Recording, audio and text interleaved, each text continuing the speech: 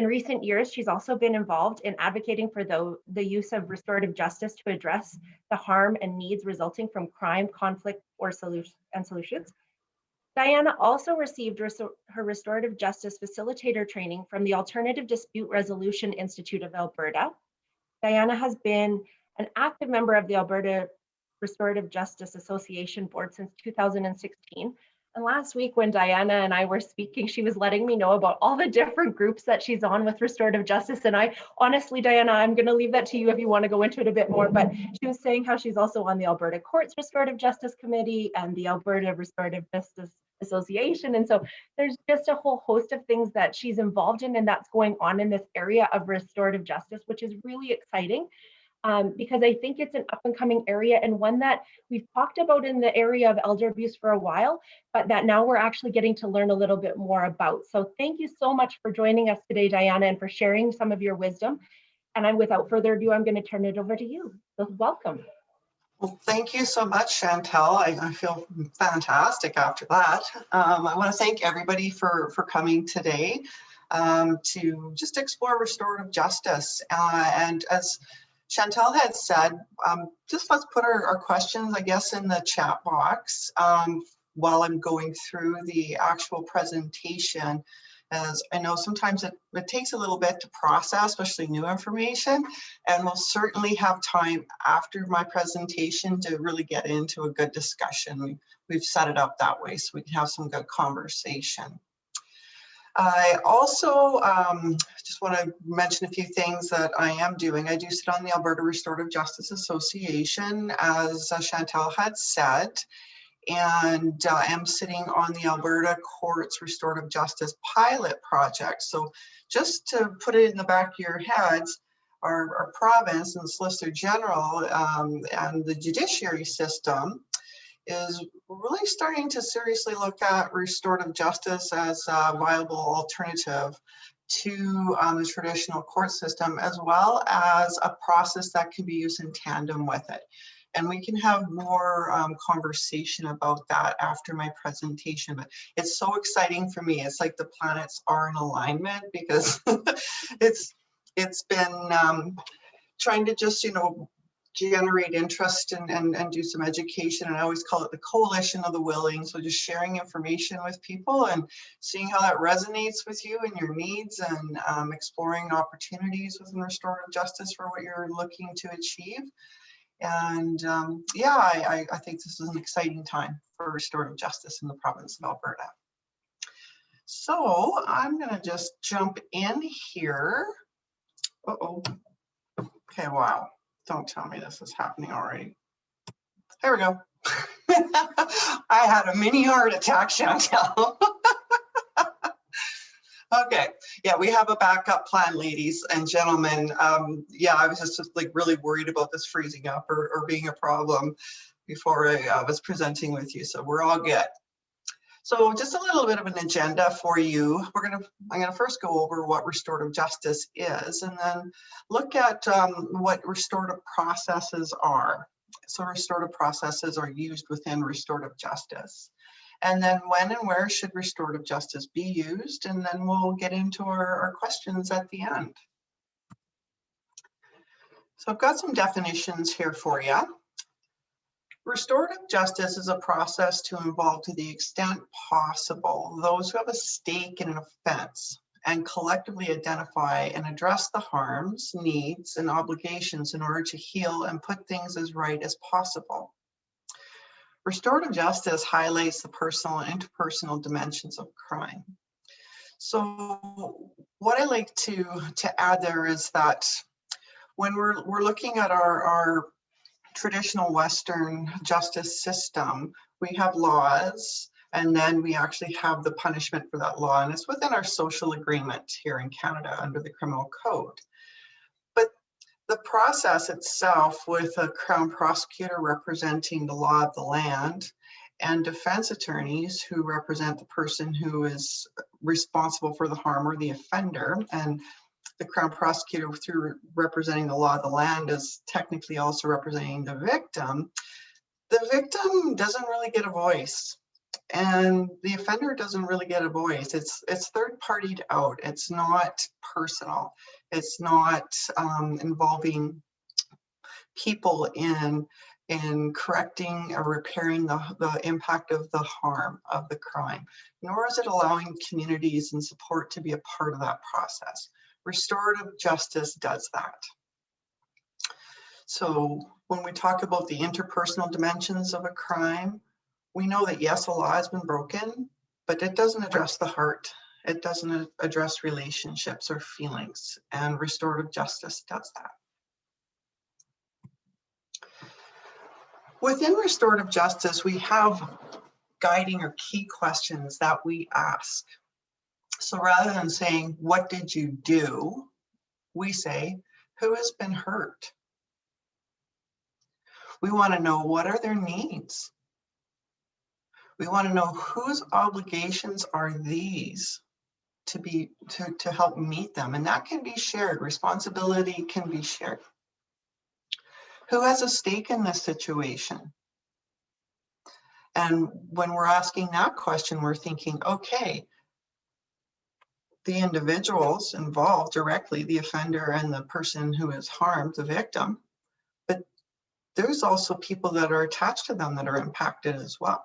And if you think about dropping a pebble in a pond and those concentric rings that come out from that pebble, that's what we call the impact of the harm from crime.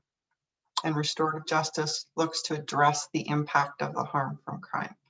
So stakeholders go further out to not just the support people, but also community services and maybe governmental organizations. Those parties that can bring value to helping to address the root cause of the crime and addressing the harm. And also through doing that, we can look at, is there systemic or institutional reasons that this has happened? And have those conversations too. The last point here is, what is the appropriate process to involve the stakeholders in an effort to put things right? And within restorative justice, we have restorative processes or restorative practices. So depending on what the situation is, we can have a victim offender mediation, which is a restorative justice facilitator, a victim and offender, or we can go with a whole peacemaking circle process, which involves all the supports and community members.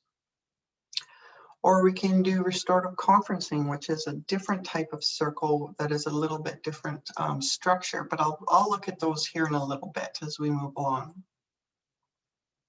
So there's not just one restorative process option, is what I'm trying to say.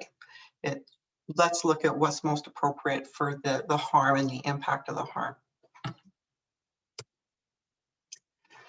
So as I've mentioned, restorative practices or restorative processes are used within restorative justice.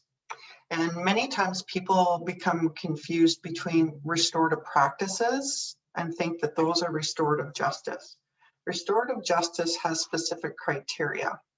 There has to be an offender who's committed a crime. There has to be a victim. And they have to want to voluntarily participate in the process. And that can happen with supports, or they can say they don't want supports. And the offender has to take accountability for causing harm. So they have to take responsibility and say, yes, I did do this. And we can talk about the how and the why, but they first have to say it, that they have. And the victim has to be able to get to a point where they can articulate the impact of the harm and what their needs are. And there's a lot of work done to get to a restorative justice process. There's a lot of pre-work, but those are the criteria in order to make a referral.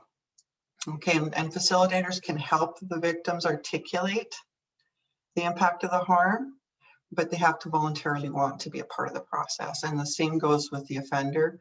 They have to be able to indicate that they have caused harm, and they have to voluntarily want to participate in the process. That's very, very key. It cannot be sanctioned through the court. It cannot be sentenced, and it cannot become a condition of a sentence. Okay. So restorative practices, or a restorative practice is a way of thinking and being, and it's focusing on creating a safe space for real conversations that deepen relationships and build stronger and more connected communities. And that's a quote that I think really articulates what restorative justice does. Restorative justice does create a safe environment. So when I talked about prep work, we spend a lot of time, once people have agreed to participate in the process, it's not like, okay, boom, we're getting together at the end of the week. We're going to spend a lot of time working with all the stakeholders. So that's the individual who's been harmed, and the person who's responsible for harm and their supports. And you understand that when harm has happened, that there's a lot of emotion there. And we want to bring people together in a way that is not going to cause further harm. So we do a lot of prep work. We encourage people to articulate the impact of the harm, and they talk about their feelings, but you can do that in a way that doesn't cause further harm. So we have to be able to work with people to get them to the point. And I'm sorry, I'm looking over here because that's where I'm seeing all of you. So it's not like I'm not looking at the screen. I just haven't figured out how I can look at this and see you, and I need to look at faces. So back to what I was saying, we really want to prepare people, and what is the reward and how it deepens relationships and builds stronger communities, because we have heart conversations from the heart. And it's not third partied out. People are coming together in a safe way to talk about what happened and why it happened, and what can we do to prevent this from happening again and move forward in a way that's going to address the needs from the impact of the harm and to prevent it from happening again. And what does that look like? These processes are very in-depth, but they're very rewarding. Like it's hard work, but it's heart work. And I think you'll understand me just by those words. Restorative practices are used in the formal restorative justice process. And like I said, it incorporates those proactive practices and creates positive and healthy environments. So restorative practices in and of themselves can be used in work. They can be used in human resources. They can be used in your community groups. They can be used for community development. They can be used to just create restorative culture where people are being mindful and self-regulated and treating each other in a way that helps to co-regulate each other. And we're asking the right questions. We're not saying, why did you do that? It's like, what happened? You know, it's a different type of questions. It's a different approach. So restorative processes in particular, you may have heard words like, or terms like restorative conferencing. That's a restorative process. And I'm going to show you some visuals here next. I had mentioned earlier victim offender restorative dialogues. Within children's services, they use family group conferencing, which is a restorative process. And signs of safety, I didn't put that in here. I need to update that. And circle processes.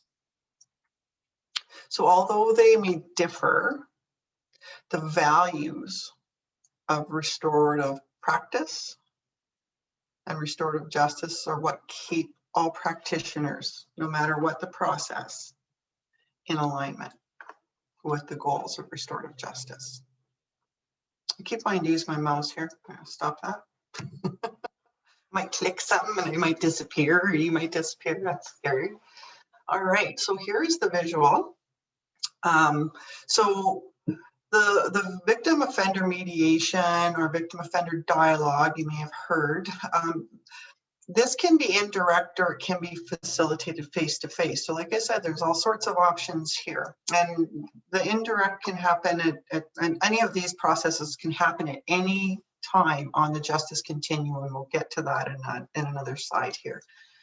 But what indirect is we can use I can't even talk, facilitated exchange of letters or videos.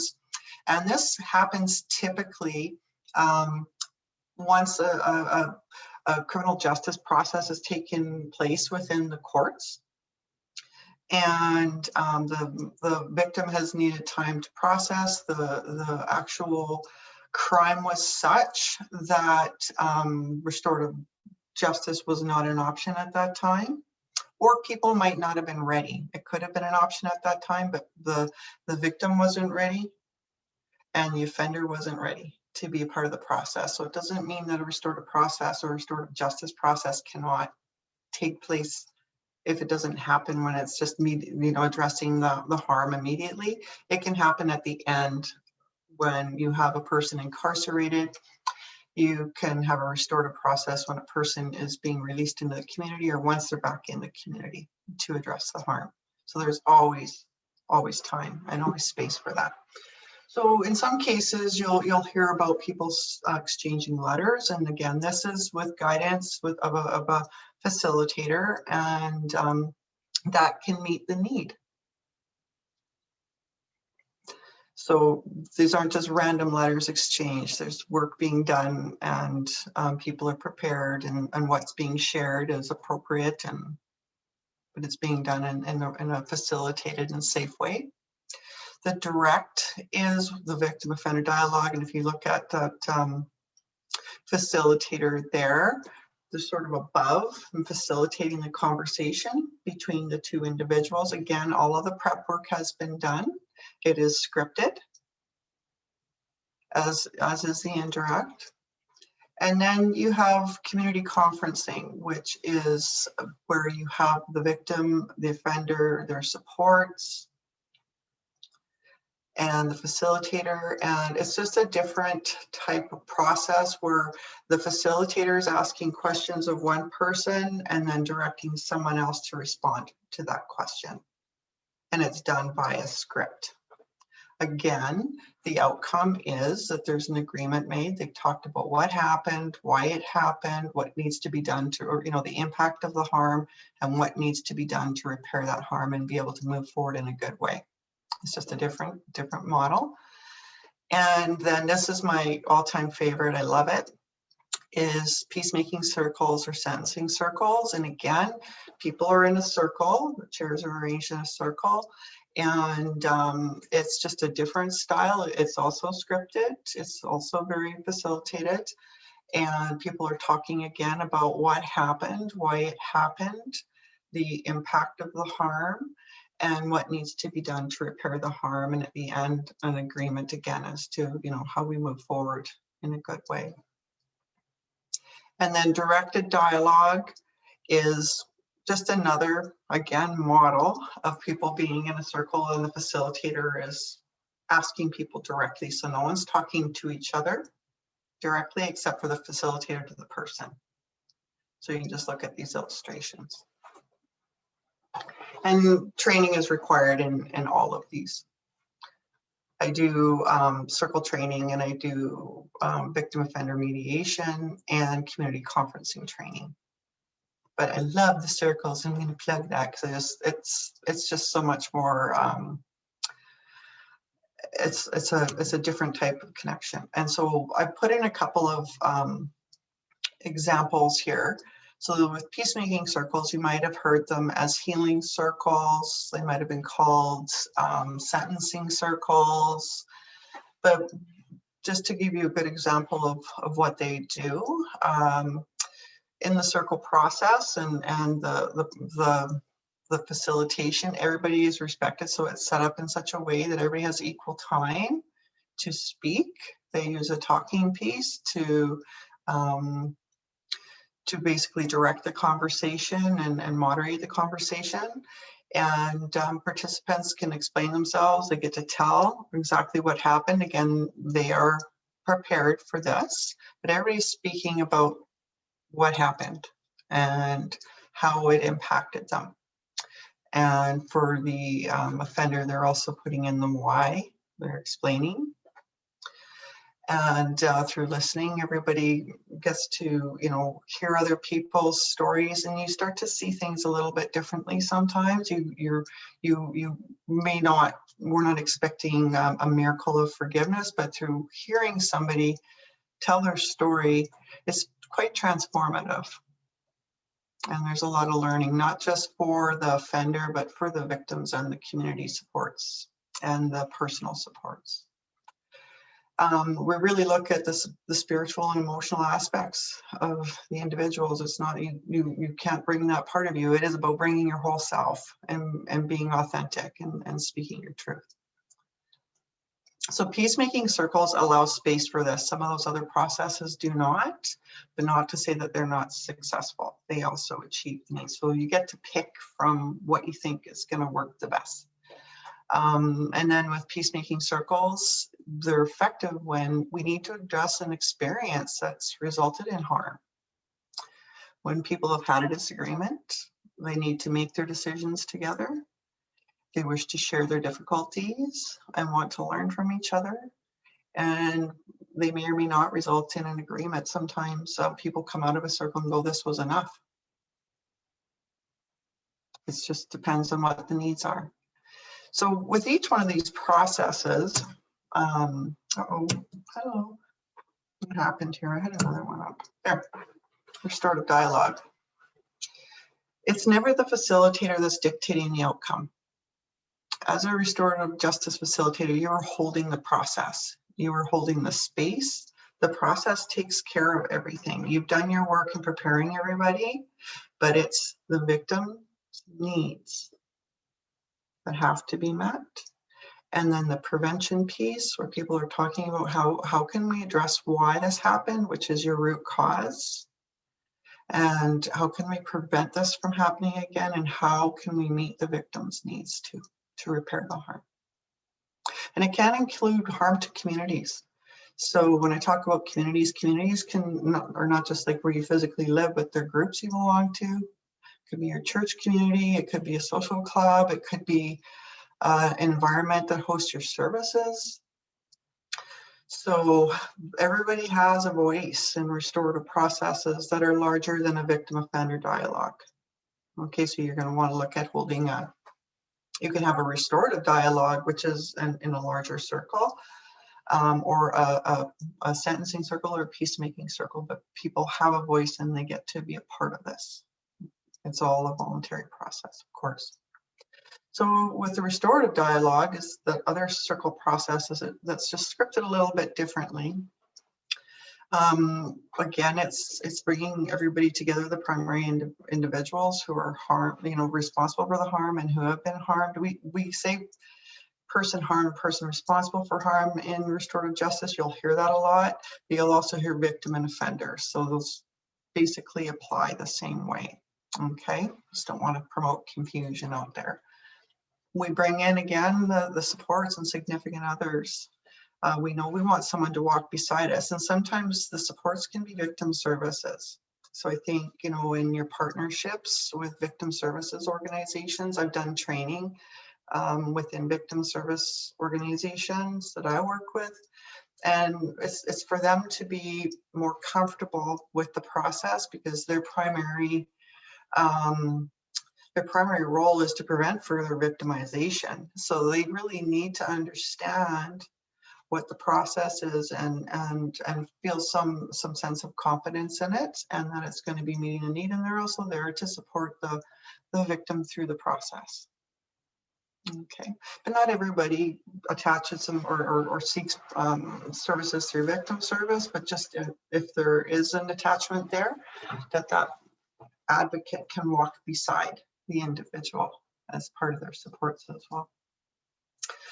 Like I said, it's facilitated conversation with restorative dialogue. It can be direct or indirect, and signed agreements or a restitution agreement is often the result. And sometimes it just depends on the needs, and it could be that the victim and the support say, this just really helped. And sometimes when these processes are happening along or within, alongside or within a criminal justice court process, that piece helps to inform sentencing. So the restorative justice process can help to inform sentencing, and I can answer your questions a little bit more afterwards. So I know I've probably said these words throughout this, but I just want every slide to be available because you guys will get your copies. But just to really reinforce the values and goals of restorative justice is we respect the dignity of everybody. And so this includes the offender. So as a restorative justice practitioner, restorative practitioner, you need to be able to step back and hold the space because you're working with both parties. Okay. We have found in some cases where we have a really complex crime that you can have one practitioner representing the offender and another practitioner representing the victim. So that's not out of the question, but in many cases you find you'll be, if you're pursuing this, that you'll be working with both parties, and regardless, you have to understand who you are, what your triggers are, and like any professional knows, like, hey, I think I might need to hand this off to so-and-so, they'll be more effective in this. Same applies with, with the practitioners as in most, human services. We have to be really cognizant of ourselves, and we have to be able to hold space and have respect for the dignity, because if we're going to explore root cause, we have to be willing to hear the stories without judgment, to okay, this person was self-medicating, emotional issues or mental health. They had trauma that led them to losing, I'm just giving an example, but you have to be able to hear the story behind it. And then this is why they were stealing, or this is why this happened, and be able to hear that story. And then it helps you to select who will be value added from the community to come into this restorative justice process. So maybe you'll say, is it okay if we invited addictions, or if there was a culturally appropriate service provider for somebody who might not feel comfortable with Alberta mental health and addictions, maybe Wellbriety, or you know what I'm saying? You just need to be able to hear the story so you know who you can bring into the process that might be supportive and add value to it. Priority is given to addressing the needs of the participants and empowering them to communicate their thoughts and feelings in an open, safe, and honest way. So again, as a practitioner, what we do is we look at, okay, we have to be able to set up a process and prepare a person so that they can authentically communicate what's going on. So when people don't feel safe, if there's like how power differentials work, if people don't feel safe and you're bringing in the RCMP, say, to a process, or municipal law enforcement if you don't have RCMP, people might not tell their story because they're fearful that there might be consequence from telling your story. Do you understand what I'm saying? So what we need to do is we need to work with every stakeholder that's coming in so that people can come in their roles, but we're bringing everybody together as agreed upon values, conversation guidelines, confidentiality, like all of those things that create safety. And people have the option to opt out at any time.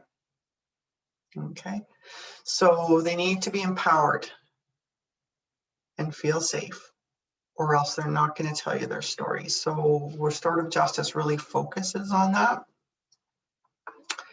because that's part of addressing root cause. If you can't get down to what's going on, more likely than not, you're going to see it happen again in the future, right? So it's really like, okay, what was going on? And we need to know. You need to tell me your story. And we need to be able to share that when we get into the process too. So let's create safety around that. And I'm going to respect your dignity as a human being on a shared human journey here. The goals of restorative justice are to build understanding and encourage accountability. So through working with all of the stakeholders, the victim and the offender, you bring the victim to the point where they're going to be able to listen to the offender in a safe way. Okay, you bring the offender to the point where they're going to be able to talk to the victim and hear what they need to do from the victim in a safe way. I'm not saying they're going to feel totally excited about it, because it takes a lot of courage to be a part of a restorative process, but you've done the work with them so that they're coming together and having those hard conversations in a safe way. And that's how understanding is built, through hearing stories. It's hard to hate somebody or be scared of them once you've heard their story. And what you're doing is you're creating the opportunity for that to be done in a safe way. And then it provides for that healing, which is the repairing of the harm. I have seen victims say, you know what, I can help you with this, which is amazing. Not saying that that's something that you have to expect from the process, but it's possible.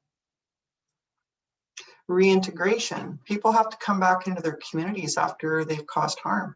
And even the people who have been harmed have to get to the point where they feel safe to come back into their communities too. So you're addressing both those needs. And people coming together in a restorative process talk about that. How are we going to do this? And how do we accomplish this together in a good, safe way that's measurable, definable, whatever it takes to do that in a good way. And whatever the reparation looks like. Maybe somebody has to pay back money. Maybe somebody needs to repair something, or maybe somebody needs to go to a specific type of support, right? The stakeholders, as I've mentioned, right here, you have your victims, your offenders, communities, and governments. They're all stakeholders in restorative justice. So depending upon the harm, who's been harmed and how it's impacted people, you will then select what are the stakeholders that need to be a part of it, and then that dictates your process. So here's just a quick definition of who's involved. I think I've kind of talked about this. I'm just sort of looking at the time here. We have till 11, right? I better get going. So you'll be able to look at these slides. I kind of can just go on forever. I love restorative justice, so I need to be focused. So yeah, this will be part of your slides, but like we say, victims, offenders, communities, governments, and the principles of restorative justice. It focusing on the harms rather than the rules that have been broken. Showing equal concern and commitment to both victims and offenders, work towards restoration of victims and empowering them and responding to their needs, supporting the offenders or encouraging them to carry out their obligations or understand their obligations and accept and carry out those, recognizing that while obligations might be difficult, they cannot be further harms. So one of the things that we really look at is, you know, we don't ask somebody who has no money to pay back something. It's like, we have to have a plan. How do we get them to a point where they can do that? So that's part of what forms the agreement. Providing opportunities for dialogue, finding meaningful ways to involve the community, encouraging collaboration. And I basically talked about all these things. The criteria for referral, as I covered earlier. Voluntary participation, victim and offender are willing to meet, offender must accept responsibility, and everybody must feel safe. Here's the referral continuum that I mentioned. So restorative justice can take place at any point on the criminal justice continuum. So it can be pre-charged. So RCMP have responded, but there's been no you haven't gone to court yet, it can be dealt with at that level if everybody is agreeable to that. It can be once it gets into court and referred by Crown, once everybody is agreeable to that. It can be part of a sentencing process, which is post-conviction and pre-sentence. It can be part of the person's sentencing. And when I'm saying that, it has to be self-referral. It can't be sentenced. So they can say, and may explore restorative justice. They cannot say must, because there is no sentencing restorative justice, and that has to be super clear. Because people aren't voluntarily wanting to participate, then they're not authentically and meaningfully coming into the process. So you really have to be careful about that. And then post-confinement and reintegration. When people are coming out into the community, we need to have a plan. You have to have a way to repair harm. If they might even be coming back into a family. And when we're talking about elder abuse, that can be the case in many, so we have to have a conversation about that. We have to look at how can we repair the harm that led to the person being confined in an institution and part of a reintegration strategy. Here we go. And I have resources. I'm just going to scoot forward here. I'm going to send Chantal a few more resources. I just wanted to let you know that I'm on the Restorative Justice Association board, and this is before I get talking and answer to your questions. That we have created a framework for restorative justice practitioners and the practice of restorative justice in criminal matters, and that will be available on our ARJA website, and I will send the website information to you, Chantal. We've also created an outline, which is an introductory training outline. So you're not being trained in the processes, but it's almost like a prerequisite to taking restorative justice training. We just want to have a common language and a common understanding of restorative justice in the province, because there's misunderstanding and that can cause problems. So we wanted to, through ARJA, have that sort of, here we go, province of Alberta. We went through a huge consultation process to get to creating the framework, and did a big literature review, and that's part of the preamble. So yes, the slides will be available. I'm trying to see here. Okay, I'm open to questions here. We got one for referrals at the pre-charge stage. Does there have to be charges pending or just an incident?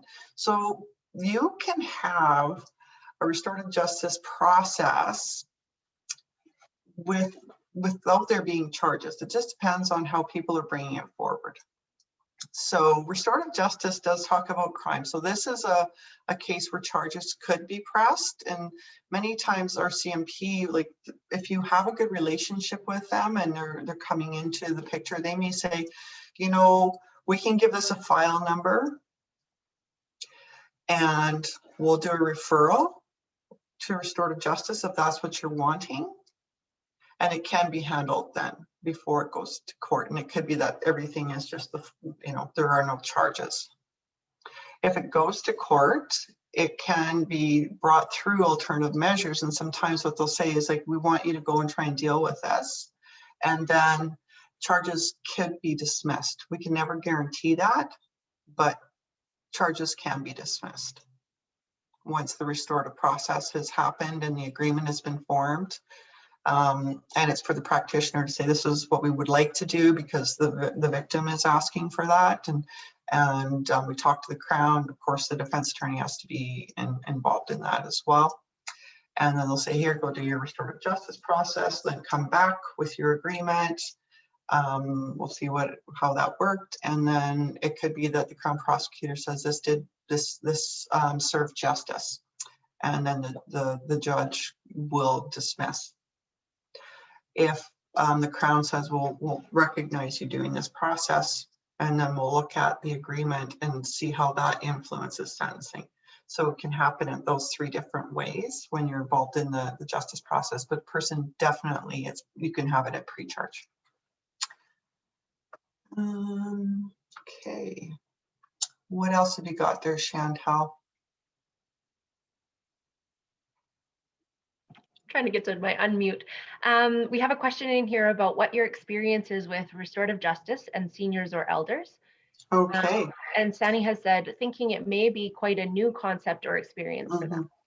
It certainly is. And I have done some work with the Golden Circle, and it was a case where some seniors had been taken advantage of by a youth there. I have not done elder abuse per se. I would say, you know, stealing is definitely abusive, but it was more a crime of opportunity.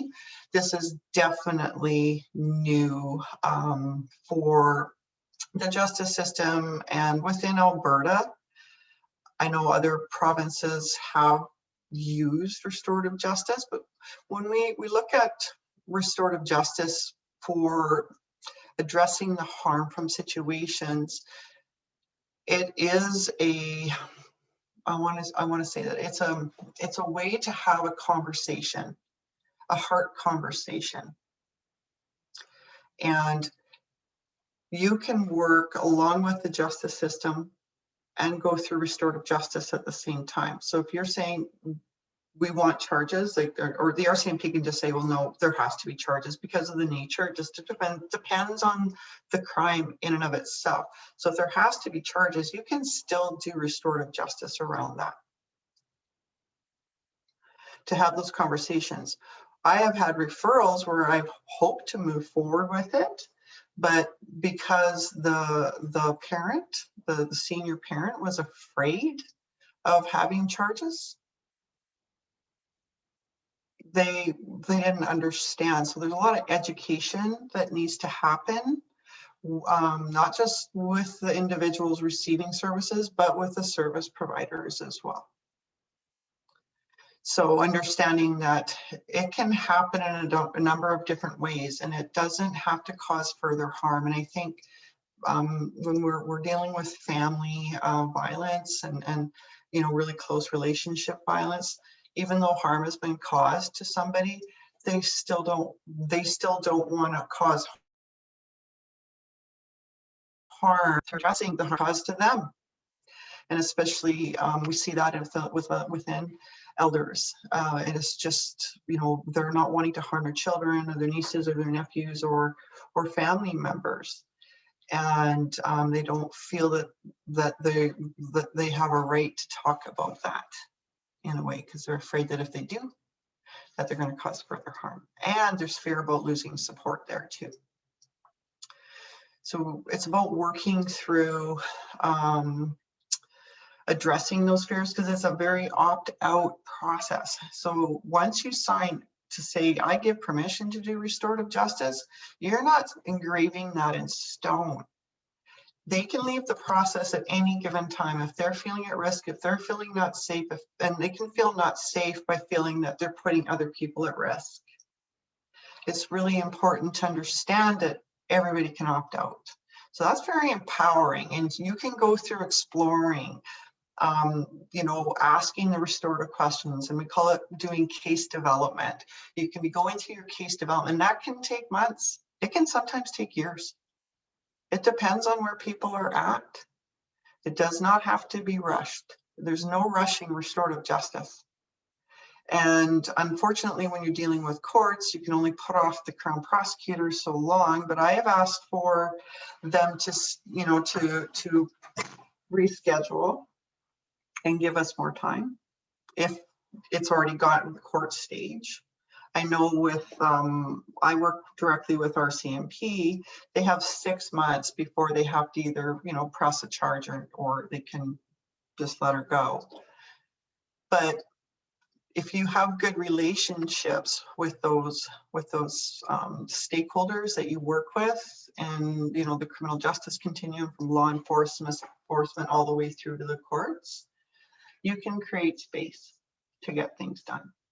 And if you're having, you know, you're having conversation with Crown prosecutors and they're saying, no, we have to charge this, it has to go through sentencing. It's like, well, can we create space within that process to do restorative justice? if the victim is wanting it. If not, you know, it's a very victim-driven process.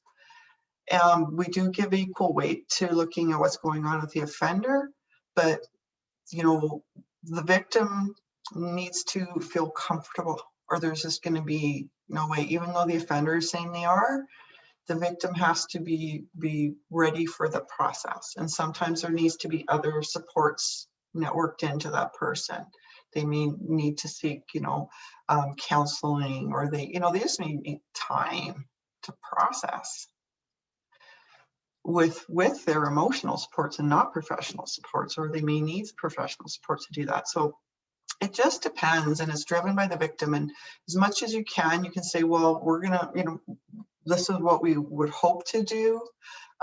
Courts can say, you know, this is what timelines we have that we can give you. You can hold your process if the victim's ready. If they're not, then it's not the end of having a restorative process. You can do it after the person's been sentenced. And it can be facilitated just through, you know, once they're incarcerated, it can happen, or when you're looking at the person being ready to return to the community, it's the reintegration piece, or even after that, once they're back in the community. There's no statute of limitations on it. So that was my experience with elders, which is hardly any, but I can tell you, because I've worked with a number of different age groups, and I have worked with elders, but not with elder abuse so much as those referrals that didn't continue because of fear on the elder's behalf. And I think it's because it's a learning thing. It's about educating the stakeholders, and but everybody benefits from this that participates in it. I strongly believe in it because it's heart conversation, and you, as part of us moving forward in a good way, we have to be able to have that conversation, and in a safe way. We need to talk about what happened to us. We need to talk about our stories. You know, tell our stories, I'm sorry, and be able to know we're supported moving forward. Just telling our story and saying, this is what I need you to do in order for me to move forward in a good way is very empowering. To have a voice and to know that that voice is being acknowledged and heard. And for offenders, the person who's caused harm, the family member, they're hearing that story, but they also get to tell their story. So they're not only just learning about the impact of the harm and accepting responsibility and repairing that harm, taking the steps that they need to, but they're also telling you about why it happened. Now, restorative justice is not going to be appropriate in every case. When you're dealing with people who might have personality disorders, or they might be so deep into their addiction, those things need to be addressed first. So when you have family dynamics, you're looking at what's an appropriate referral and what's not an appropriate referral to restorative justice. So where are restorative justice facilitators located? Well, ARJA, the Alberta Restorative Justice Association, we have a listing of service providers on our website, which is www.arja.ca.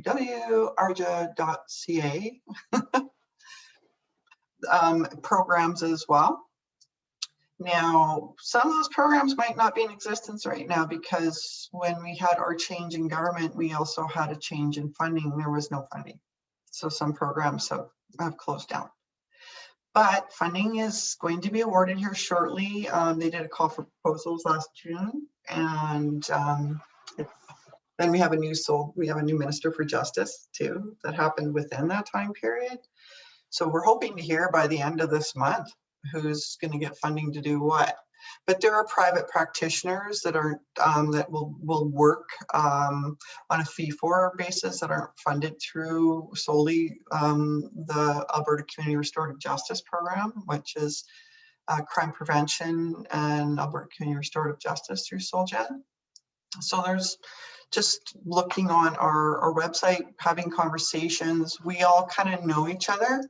It's sort of a network.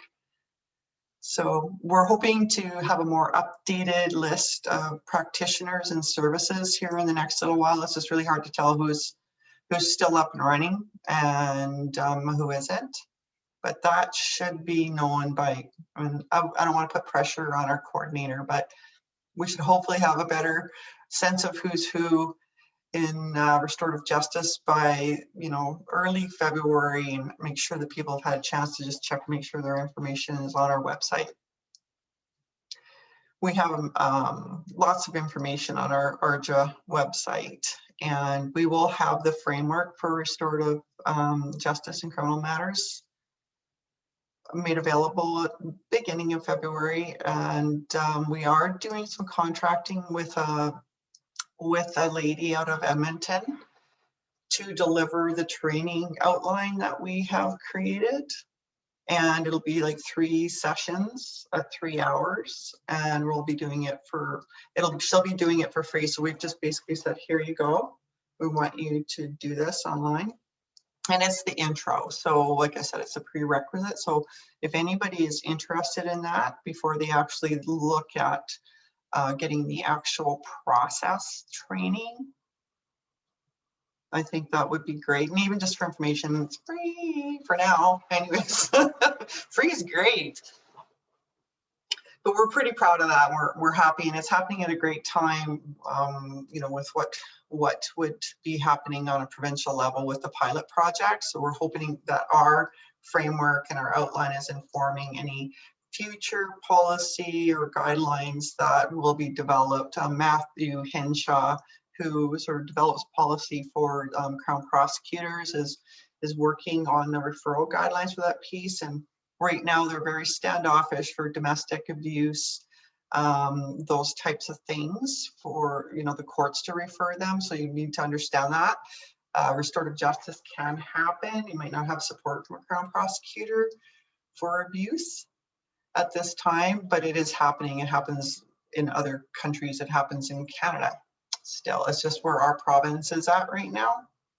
And it can, so how do you find out? So go when we're going to post it on our website, and I can actually, Chantel, I'll get a hold of you directly. Is that, you make a note? So I know that it's going to be, we did put the contract out to Joanne Monroe with Silver Lining Mediation is the name of her company. But she's going to deliver the training, and we at ARJA are going to provide a certificate of participation because ARJA created the outline, and we're just asking her to do it. And we have really tight turnaround time, so it has to be delivered before the end of March, just the funding year, because we operate on grants as well. But she's a really amazing lady, and she just was able to carve out the time to do that for us. So she's going to offer 2 different sessions, and then we're asking her to tape record one of them so that we can have that. Not tape record, but video record on whatever she's using, whether it's Zoom or not, so that people can just watch it. If they can't participate directly, they can at least watch it and just gather more information. Yes,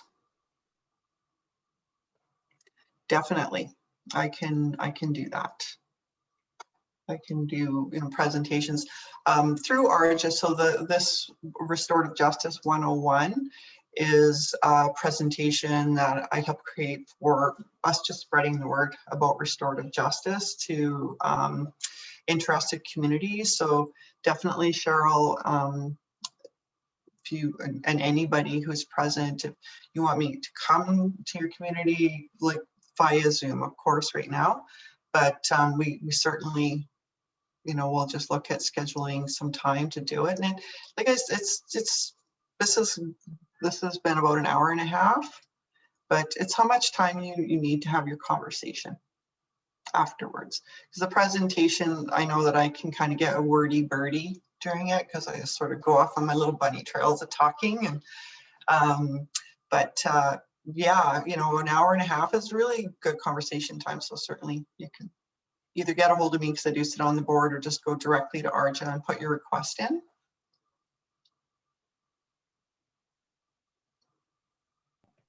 Any other questions here? Diana, I did have a question for you. I was wondering who typically initiates the restorative justice process. Is it like the court systems? Is it the victim? Is it the perpetrator? Who is typically the one who would reach out and say, yeah, I want to do this process? Okay, so when the crime happens, generally when you're dealing with a crime, the law enforcement officers can, if they have a program that they work with, say this may be an appropriate referral, and you know that there is restorative justice option, you know, they know it's voluntary, so they provide the contacts to the actual program. They of course have to go through what they can refer to restorative justice first before they talk about it. But so that's one source from law enforcement. Another source is self-referral. Referrals also come to me through community organizations that are support organizations. So you may be working with somebody who has a situation, and referrals can come in that way as well. I've received referrals from victim services, and I've received self-referrals from offenders.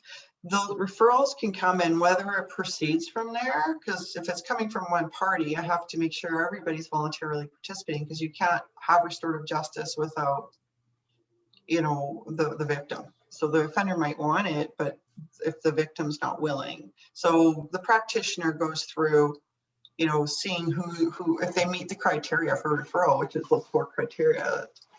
The victim and the offender have to voluntarily want to participate. Offender is accepting or taking responsibility for the harm. The victim, and they both, the victim and the offender, will feel safe to come together eventually. And it is voluntary. So those are your primary 4 criteria for restorative justice referral. Courts and law enforcement have additional criteria. So it's just some crimes that they cannot refer, that they have to proceed through with charges, and it has to go to court, and it has to go through sentencing.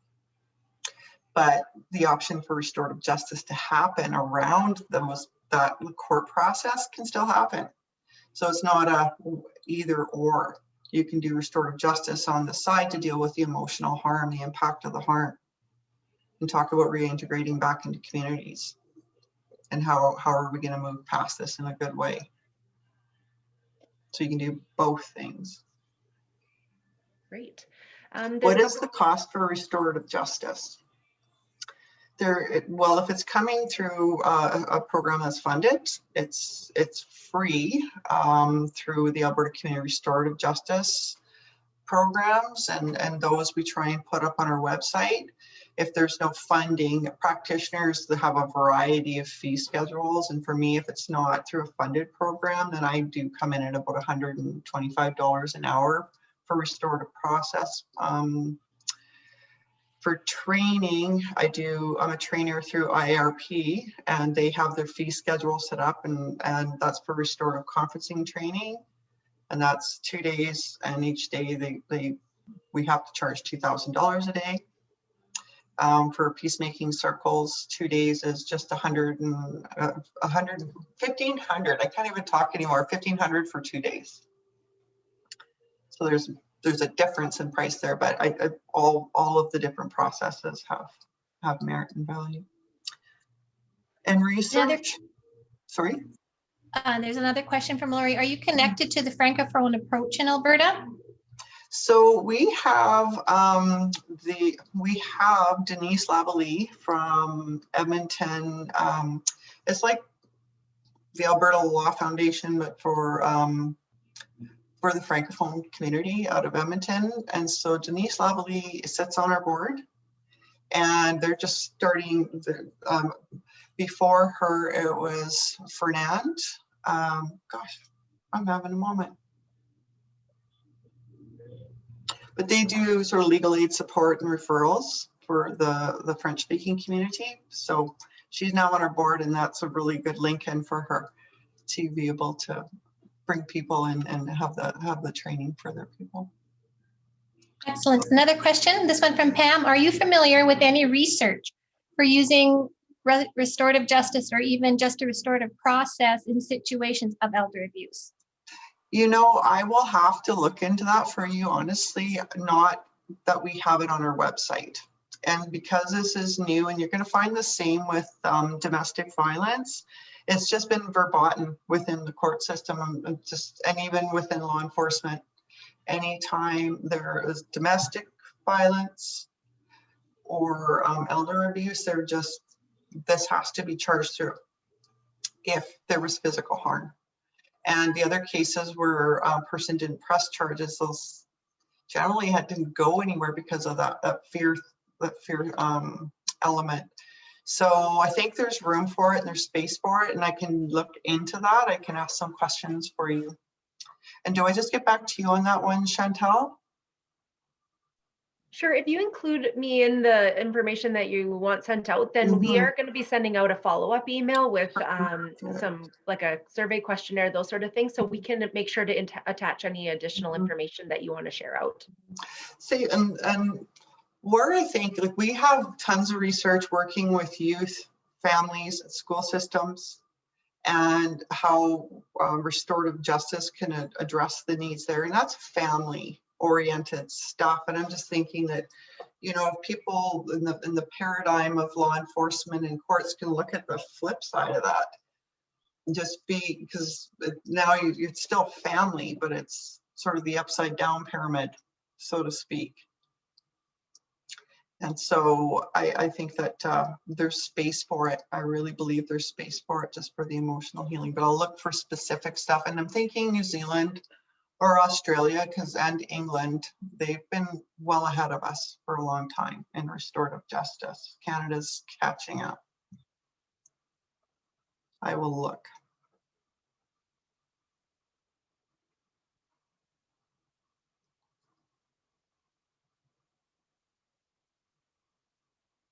Awesome. So it looks like you might have something here.